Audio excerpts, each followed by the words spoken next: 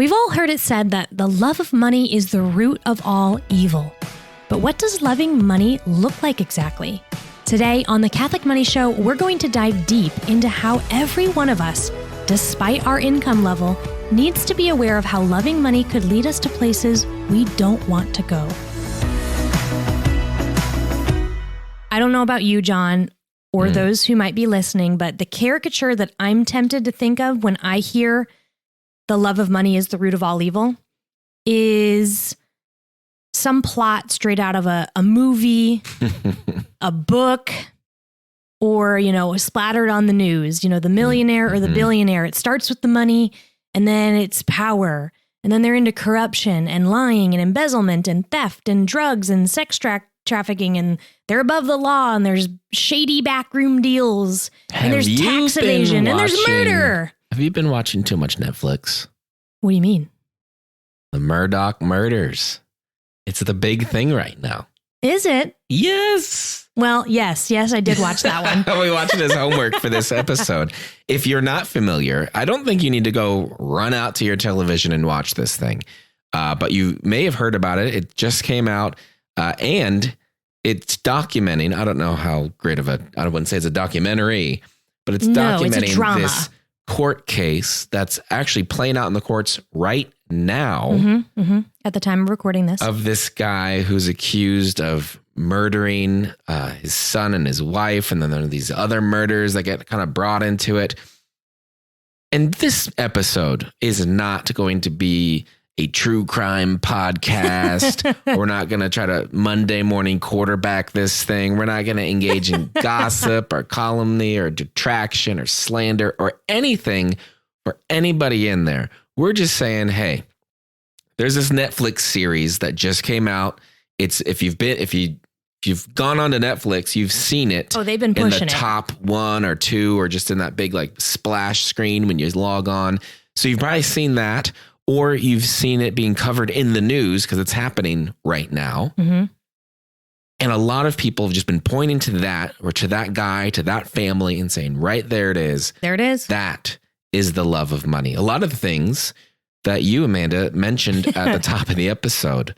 Corruption, above the law, drugs, all that stuff. And while we don't know the whole story. Right. People are trying to paint a picture. Sure, of course. It's easy, though, to see how accessibility to money without having well-formed virtue in your life is going to lead to, of course, not stewarding it well, but also that money can then be a source of a lot of pain in that person's life, in their family's life, and even can bleed out into the rest of the community. Oh, my goodness. I mean, this entire drama, it's a 3-episode drama. It was painful to watch. This is not pleasant stuff. I wouldn't. To be honest, I mean, it's really not. You're watching the destruction of a soul, or in many souls. Like the actions of one person is rippling out, and you're watching that kind of negatively impact and hurt families and real people, and real lives have been lost in this entire situation. And honestly, the whole thing made me want to pray for those who are involved and for just a conversion of heart away from some of the things they've gotten tangled into. Because really, it's become a complete mess. And so the love of money is the root of all evil. It really can be. But while this might be an example, and it's really easy to say, oh, there it is. There it is. See, those corrupt millionaires, those people who have money, little old me, upper middle class, or, maybe just straight up middle class, or maybe even low income. Oh, I don't have enough money to do any evil, let alone live. So that doesn't apply to me. But we do ourselves a disservice if we think that the only way the love of money can manifest is in all these insane extremes, extremes of sin, then we're going to miss something in our own lives, because the love of money, it can be in our lives at every economic status. Even if we don't have any money at all, I'm sure. Gosh, I'd even love to get, if a religious or on here, a brother or sister who's taken a vow of poverty and see how the love of money might even still play out to certain extents in their own life. Yeah. It can still play. It can still try to grip us. And there's a reason for that. And we'll talk about it in this episode. That old phrase, is it a song? I don't know, but more money, more problems. More money, more problems. Yeah, that's a song. That's a song. Why? There is a grain of truth in that. Of course, yes. There's a grain of truth there, whether you're going to handle it badly or with virtue. Mm-hmm. And the reason is because like when maybe vice is fueling that, if you have more money behind vice, well, you can just take this thing to the extreme. You have unlimited access to cash. You can go ahead and take those vices to the max. Mm-hmm. And unfortunately, we've seen countless examples of that. This billionaire and their life unravels, blah, blah, blah, blah, blah. Next week, it's a new billionaire. We see this play out all the time. But most of us, we've got a built-in limit. Saint Ignatius, in his spiritual exercises, which are incredible perception of the spiritual battle that we all face.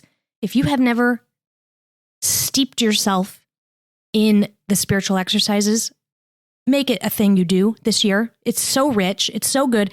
St. Ignatius breaks things down so well.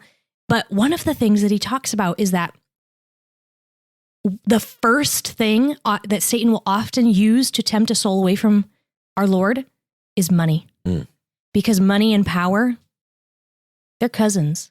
They like to play, and they easily are one of those first things that the enemy will use on our souls to distract us away from the Lord.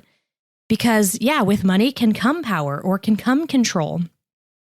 And, it's also just difficult to manage large sums of money. Maybe you're striving to do it virtuously. It really requires a ton of inner work if you are going to have a large sum of money entrusted to you by God. It requires you to be grounded in humility, to steward it well. This is a huge responsibility. And anybody who says, like, when I hear people be like, oh, if I just won the lottery, they don't know what they're asking for. They don't know what they're asking for. This is like somebody saying when they're 20 years old that they want to be CEO or be president. They don't have the experience to realize yet that the burden of Christ-like leadership, it costs. It is the grain of wheat that falls to the ground and dies and is trampled on and ground up in the crucible of humility. Like to lead and to lead well and to have large sums of money entrusted to you. Oh my, so much humility is required, so much commitment to virtue, so much death to self in order to handle that well. And so, yes, more money can mean more problems sometimes, which is why it's essential to be a committed and mature disciple of Christ when it is our reality to handle any sum of money, but especially a large sum of money. Certainly. Going back to those lotto winners, they're more than likely than the average bear to actually file bankruptcy. Yes. So winning the lottery increases your chances of going bankrupt. How did that turn out? And oh my goodness, so you only have to do 1 or 2 Google searches to see that mo money equals mo problems when you win the lottery. Oh my goodness, the drama that it tends to attract in people's lives. It's crazy. It's crazy. Okay, so all that aside, we watched this drama on Netflix. Mm-hmm. This is a really easy example to just target and say, that's it. That's the love of money. But in this episode, we want to define, what does the love of money look like for the average bear? Sure. For those people that are listening. Mm-hmm. I would say let's start in some ways like at the source, right? Where do we get this phrase? The love of money is the root of all evil. Well, you can thank St. Paul. Good old St. Paul. When he's writing his letter to Timothy, his first letter to Timothy. So if you got your Bibles out, if you're playing along at home, crack them open to 1 Timothy 6. I'm going to pick it up verse 7. We're going to go down to 10. For we brought nothing into the world, and we cannot take anything out of the world. But if we have food and clothing, with these we shall be content.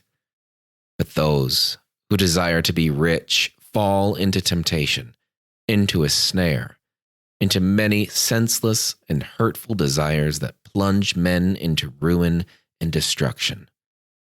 For the love of money is the root of all evils. It is through this craving that some have wandered away from the faith and have pierced their hearts with many pangs. Oof. Oof. Holy, Paul. That says it. That's tough. That cuts right to it. Now, It's not. let's add one more scripture verse, and then we'll kind of talk about Okay. both of them. Let's do it. Okay. This one is from Mark chapter 4, verse 18 and 19. This is the parable of the sower and the seeds. So there's When Christ is explaining what's going on there. to Yeah. his apostles. like, why aren't some people responding to this and others are? Well, the sower threw the seed out, and then various things are preventing that seed from taking root. In verse 18 and 19, he says this, and others are the ones sown among thorns. They are those who hear the word, but the cares of the world and the delight in riches and the desire for other things enter in and choke the word, and it proves unfruitful. That's a rebuke if I've ever heard one. It's just, But it's also so convicting. yeah, I'd say, especially that one that one, it feels more sad. More like I'm watching that happen. I'm seeing that happen, right? I'm seeing the thorns grow up in that person's life and choke it out. We've been walking with Christ for 20 years. Yeah, We've seen this. We've watched it happen to friends. unfortunately. And I'll be honest, there's been seasons in our own walk where I didn't know it was happening. It was getting prickly. I didn't Well, we know, knew, yeah. but I wasn't being fruitful. And then through prayer, I was able to discern, like, why aren't there any good fruits? Or like, why am I not, creating disciples? Like, what's going on? And it was clear that just the cares of the world or a delight in riches, or just trying to get more, was really what my drive was. So anyway, don't want to talk about these too much, but let's unpack both of these. Yeah, so if we look at the bit of 1 Timothy there, again, Paul is not saying money is evil, being rich is a sin. Actually, later on, he goes in and says, this is in 17, he says, as for the rich of the world, charge them not to be haughty, nor to set their hopes on uncertain riches, but on God who richly furnishes us with everything to enjoy. They're to do good, to be rich in good deeds, liberal and generous, thus laying up for themselves a good foundation for the future, that they may take hold of the life which is life indeed. He doesn't say, as for the rich in the world, charge them to give it all away, charge them to flush it all down the toilet, charge them to light it all on fire. Nope. It's not what he asks them to do. He activates them. Exactly. He's like, okay, for the rich, they need to use it well. They need to use it for the kingdom. They need to if you read any, they're not using it. He doesn't say any about using it for yourself. It's all for the good of others. And when we think about being rich, if I won the lottery, if I was like on those in the TV movie where the rich uncle I never heard of died and gave me everything, that's usually out of then I could this, then I could that, then this suffering in my life would go away. And then after you're taken care of, you think about including other people. If there's any left over, of course, after, all the Corvettes and the TVs and the mansions. But so when he's talking about this, if we go back into that first passage, the around 10 or so, it's the craving. He says, the love of money is the root of all evils. It's through this craving that some have wandered away from the faith and pierced their hearts with many pangs. This craving, right? It's similar, that other verse in the Bible where it's, Christ did not see equality with God something to be grasped at. Mm-hmm. It's not something to go after. Wealth is not something to go after. I'd say even if your plan is to get rich so I can give a bunch of it away. Yes. You have to want it rightly. I don't even think that's why you should want it. I don't know if you should even, that's not the goal. If you end up being successful in business or whatever it is, you end up with a lot of wealth, you're called to handle that money. Yes. Then you've got a lot of responsibility. But I don't know if that should be the goal. That shouldn't be, okay, we're going to make $1 million a year. Maybe by what you do, you end up doing that, but I don't think it's the goal. I think that's going to get your heart with many pangs. Yeah. Well, Paul says, like, ultimately, just keep your eye on the prize. Keep everything needs to be seen through a heavenly perspective. That's that activation of the wealthy. They're always looking towards what is to come, and they're using and handling their money, never forgetting that reality. And you're right. In verse 9 of 1 Timothy 6, but those who desire to be rich fall into temptation. And this is not something that was, I don't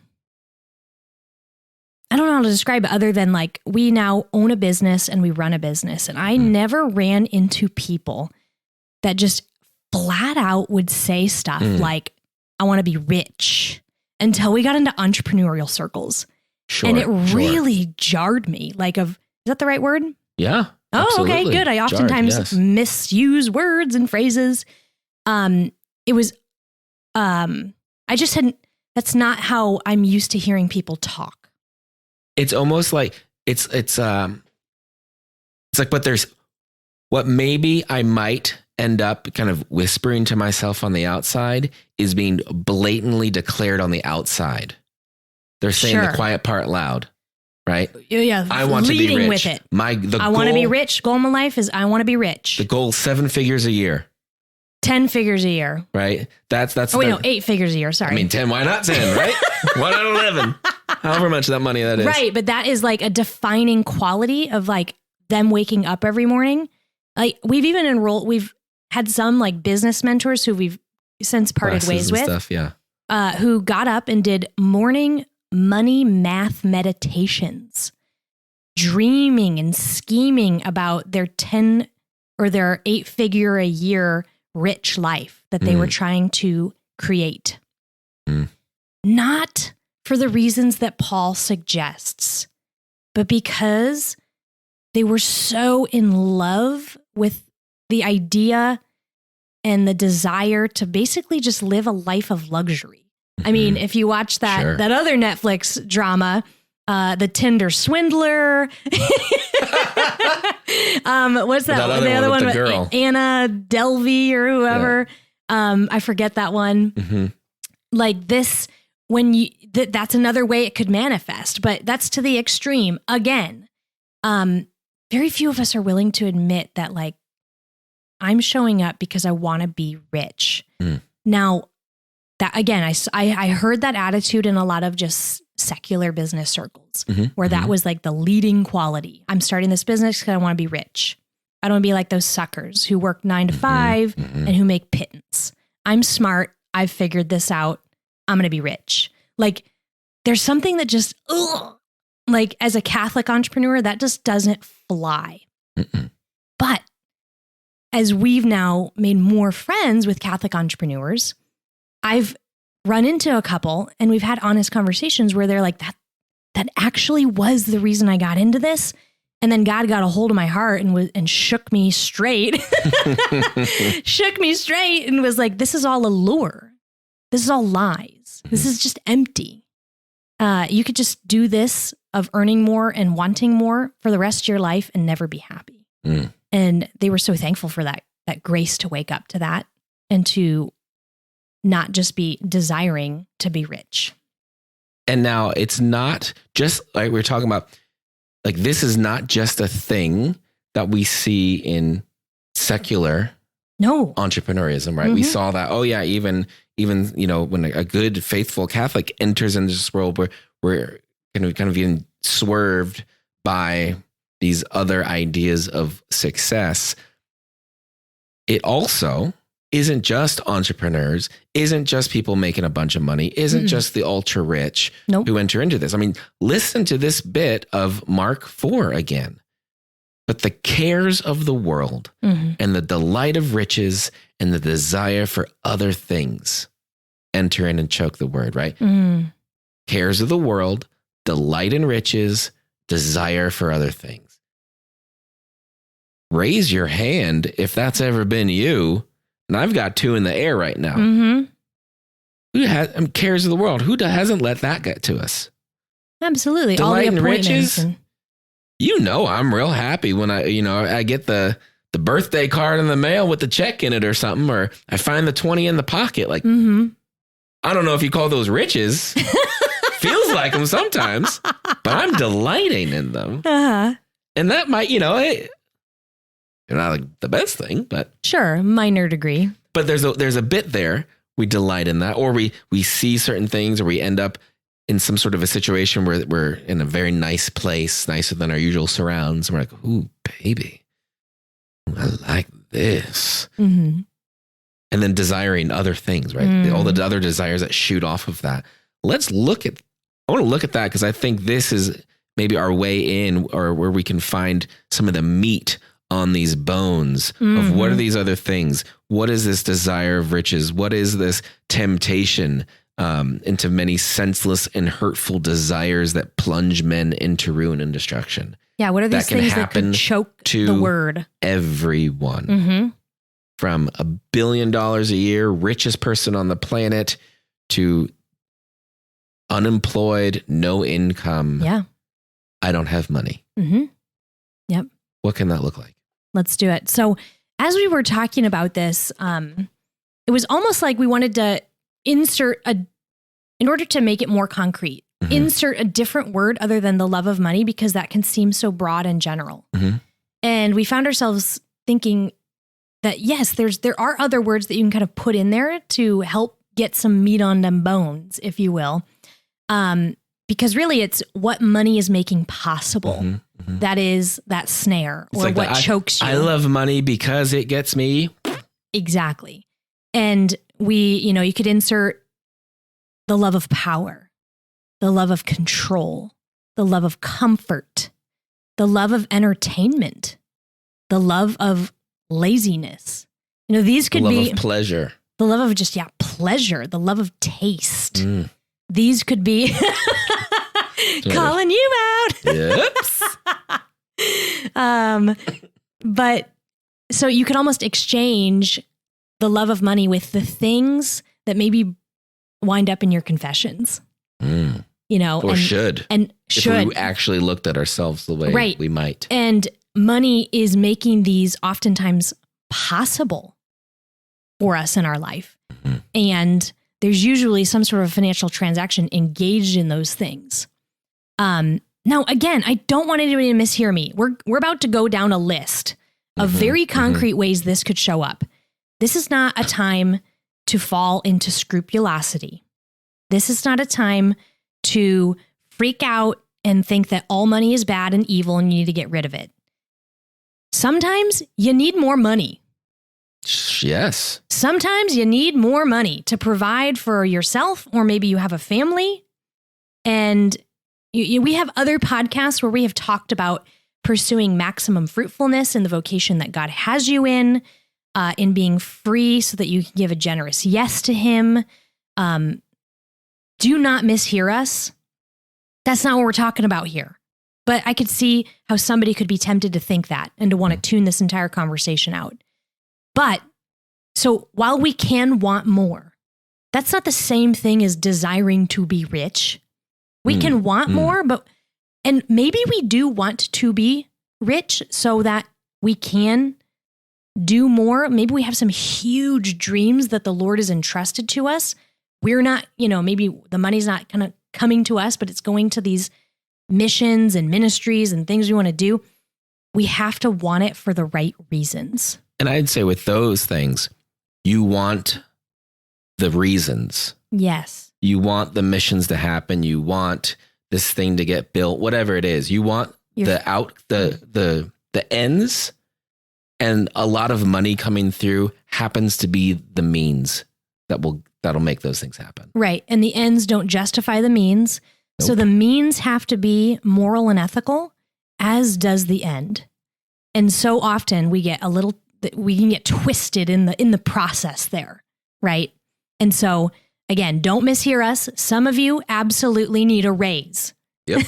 Some of you need more money so that you can say yes to what God's calling you to. Do not think that is what we're talking about here.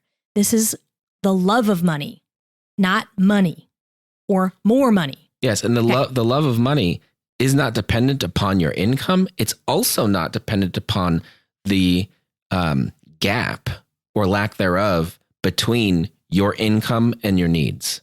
Even if you've got a gap and you legitimately need more, we can still fall into love of money. Right. You have to want to kind of close the gap, in the right way.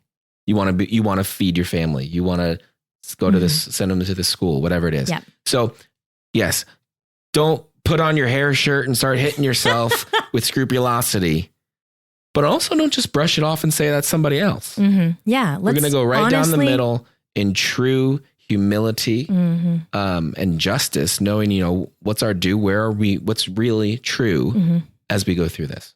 Yeah. I think I heard it recently. It was like somebody asked one of the saints, I want to say St. Ignatius, like, what is the supreme virtue? And he said, humility. And the second is humility. And the third is humility. And that really is, oh gosh, for certain temperaments, man, we think we've got it buttoned up. We think we've got this down. We're contemplative. We're reflective. We're in tune with ourselves. Do not be, I'm a melancholic choleric. The ability for me to deceive myself is so high. So just always be careful. There are some temperaments that are more naturally humble, and God bless you. And you sanguines and you phlegmatics. Okay, let's talk about some of these possible ways that we might consider how the love of money might be affecting us. This first one might seem a little silly, but being obsessed with getting rich. We just talked about that. We talked about that, but if it's like, I gotta get rich, I want just focused on all the material things. Right. We've talked that one to death, though. Yeah, we beat it with that. But it sounds silly. So many movies. It's like you might have the love of money if you really want to have a lot of money. But it's true. Like we can fall into those things. Just be aware with it. What's another way? You're discontent with what you have. Even though, there's something there. If you're discontent in your present moment, you're going to be discontent a year from now. You're going to be discontent. You're going to be discontent 5 years from now. You're going to be discontent with every raise. Discontentment does not have to depend on your financial reality. That's a spiritual issue. Just this habitual discontentment. You can be at peace even though you're in a financially tough spot. You can be grateful even though right now maybe you're in a season where it's not enough. Discontentment, though, is something that should be eradicated from our spirits. Yeah, there was this guy was asking, he's trying to figure out what's going on with money. He asked all these really rich people, well, how much is enough? How much more money do you need to be happy? And one of them was very honest, and he said, just $1 more. Yeah. He's always going to be $1 away from being rich, from being happy. Right. All right. Another one would be you habitually live beyond your means, showing that you don't really like the reality of your life. And so you're going to use a credit card or debt to fuel a lifestyle you want, but don't have the means to afford. It's grasping at a life you can't afford. And I've heard someone describe this in some ways. You could look at it almost as lying. You're presenting yourself with a certain amount of success, material success or wealth or possessions, whatever. But it's like your income doesn't back that up. Right. You're presenting a false version of yourself to other people.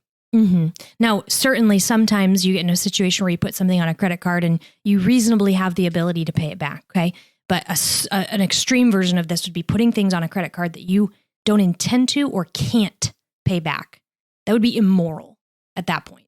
Sure. Yeah. It's that would be the love of money, but also theft. Yeah. All right. Let's go to this next one. If you want others to see what you have.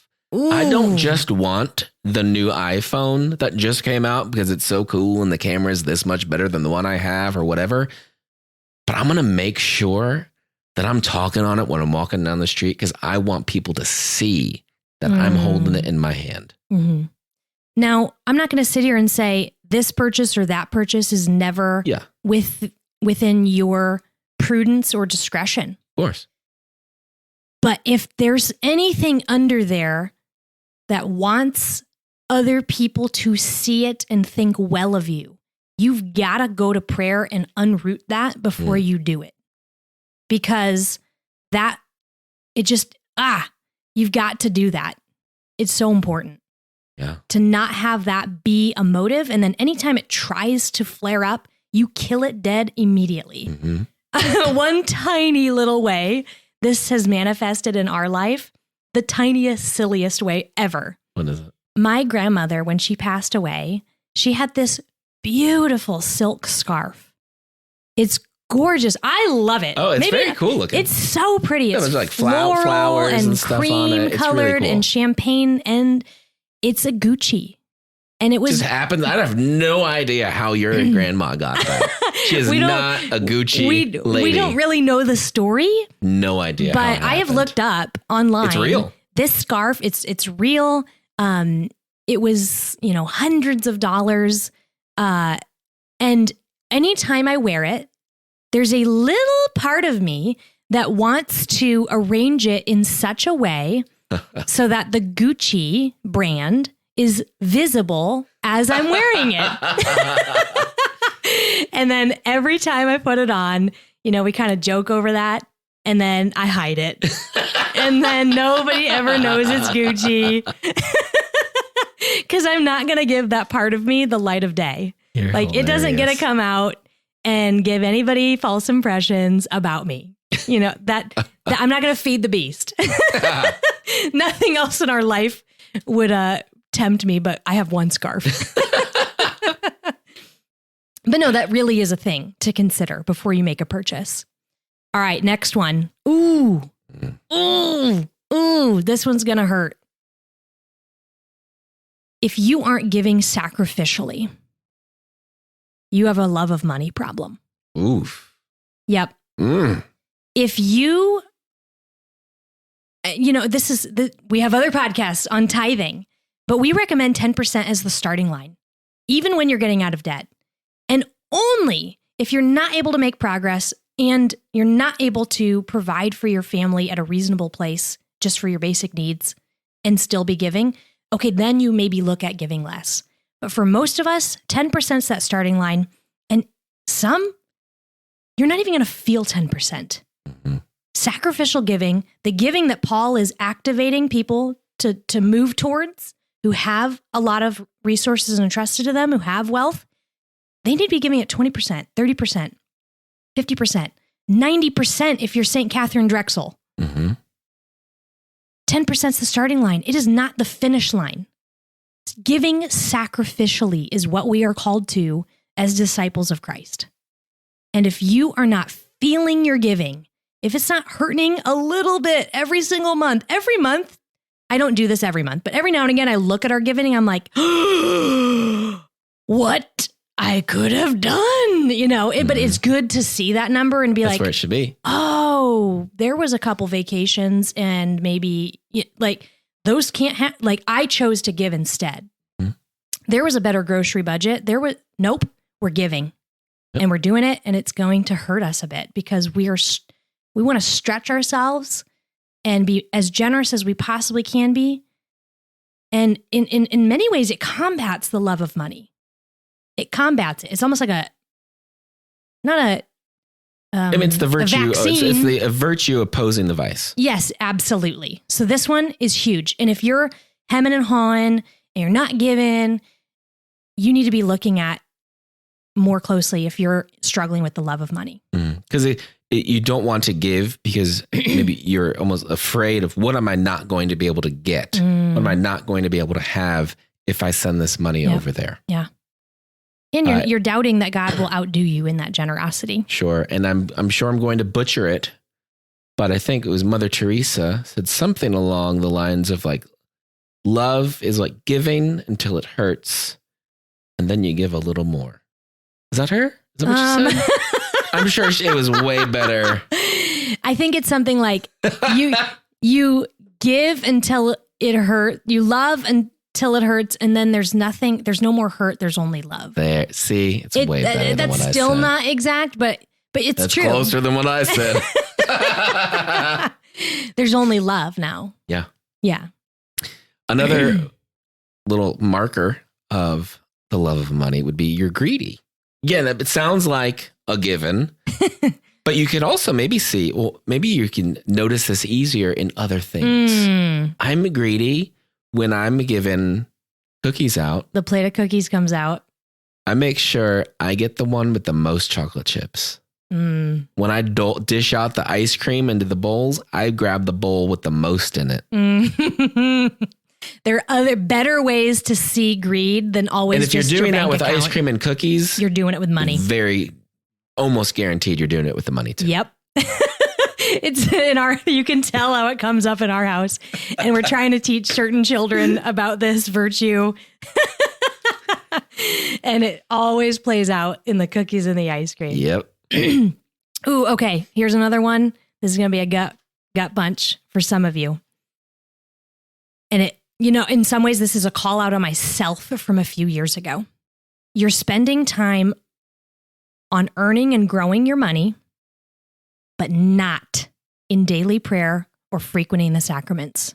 Which treasure are you working on? Ooh, it's an ouchy one, but this is as clear as day. I can ask myself now, like, did I spend the whole week, every day, trying to build our business and stabilize our income? And I didn't have a day where I went to the chapel, and we didn't go to daily mass when we said we were going to. And I virtually had no prayer life. I slipped a rosary in maybe once. Like, that is an imbalance. That is an imbalance.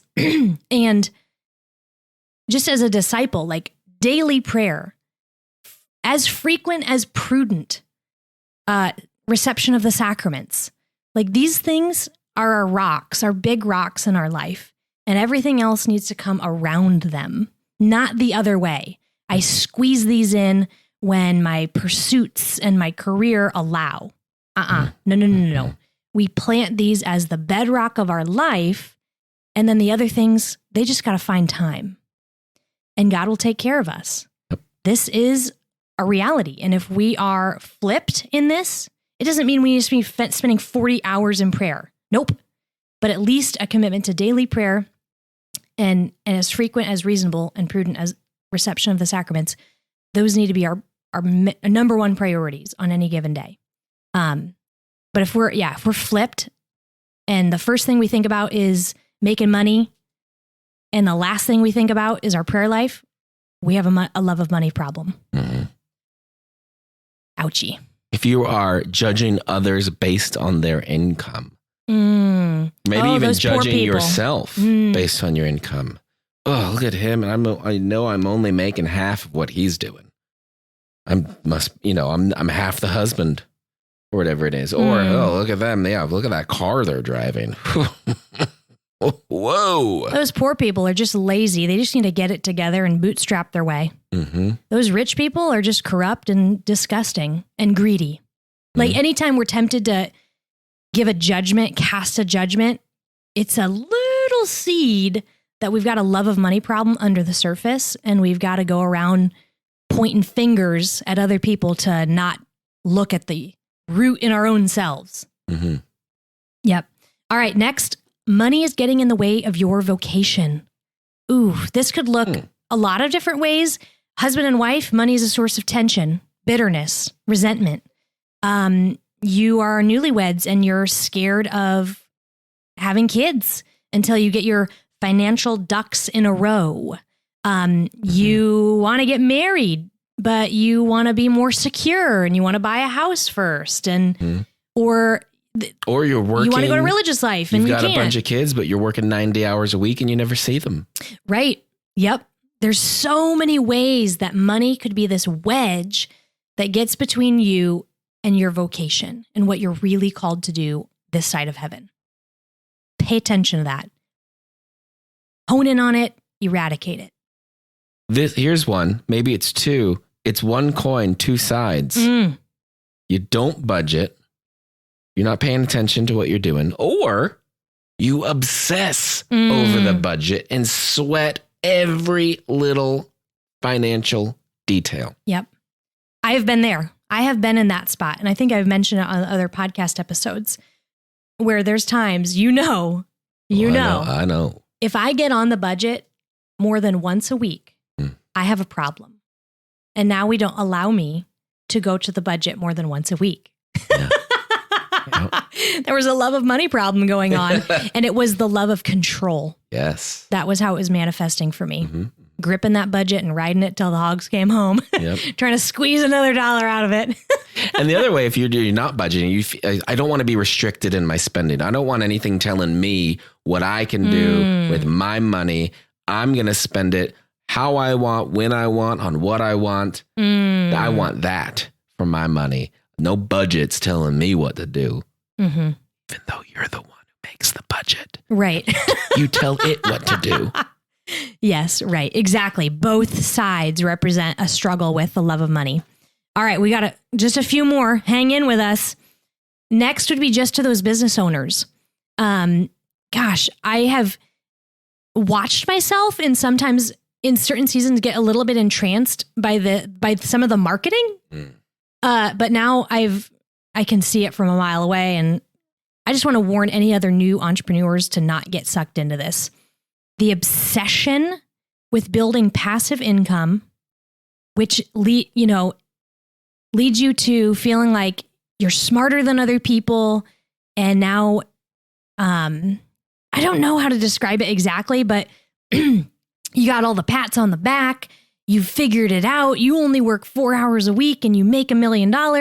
And now you're going to go ahead and use envy-based marketing to make everybody else feel like a pile of crap. So they buy your program and now they get to go ahead and do the same thing and they get to unlock the 3 secrets. I think we have all seen this formula play out. But they're using the love of money as the backbone of it oftentimes. And you just need to be wary of it. You need to be careful and just make sure you're going into it with the right motives. Yeah, in the same way that nacho cheese Doritos have been engineered to have more taste than is appropriate in one bite of food and make you desire to eat another chip, a lot of advertising out there is similarly designed to take advantage of certain, either it's systems in our brain and our thinking, or little bits of our concupiscence to pull at us to trigger this love of money, this desire for wealth and riches, to get us to go take action, give them the money that they're looking for. Absolutely. And we need to be careful about that.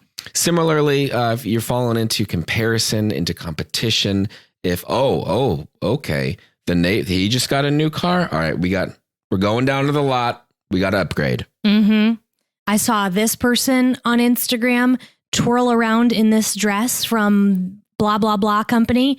Well, even though we can't really afford it and my husband is adamant that I don't spend money on clothes right now, I'm buying it anyway. I need this. Yeah. Like those are examples where you're putting comparison and competition as the driver of that next purchase. Yep. All right. Next one, neglecting your vocation or committing sin to obtain money. And when I thought of this one, it was the blowing off Sunday mass to work. Girl, I got a story here. Okay. Tell me. Grandpa Bailey. You know, it's a good one. It's going to be a good one. He would tell me this story when we were driving around town. It's this lady he knew from the parish. And she worked cleaning hotel rooms. And they were talking about work or something. I don't know. And it came up that she was looking to work at a different hotel to earn more money, move up in her career.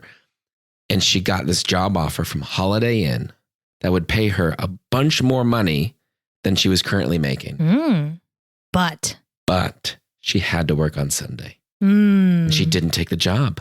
She told my grandfather, Holiday Inn is not going to save my soul. Woo! There's a woman with her head screwed on. There it is. Now, maybe she could have negotiated for, and been able to go to mass and then still. Or just, hey, I'm working all these other days for you. I don't work this day. Sunday. Yeah, okay. Holiday Inn isn't going to save your soul. She was clear on her convictions, but bingo. Yeah, sometimes our work will put us into conundrums, and they are our paycheck, but absolutely not. I'm not like, if your work is asking you to miss Sunday mass or to do anything that would cause you to mortal sin, like immediate go stop. Against your morals. Yes. No, we're done here. You stand up for what it is that you need to do. You'll come in late. You leave early. They let you take a long break. You need to stand up for that and to fight for that and to not let a paycheck get in the way of that. Absolutely. All right.